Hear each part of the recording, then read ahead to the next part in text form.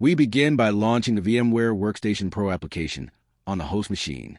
From the Home tab, select Create a new virtual machine to start the setup process.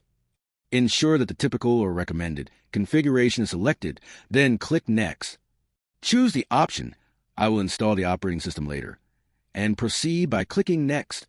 Under the Guest Operating System section, select Linux, and from a version drop-down, choose Ubuntu 64-bit.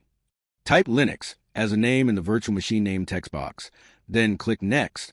Select the option to store the virtual disk as a single file. Enter 100 in the maximum disk size field, and click Next. Click on Customize Hardware. From the left pane, highlight New CD DVD SATA. Select Use ISO image file, then click Browse. Choose the Ubuntu ISO image. Click Open, then Close, and finally finish to complete the setup.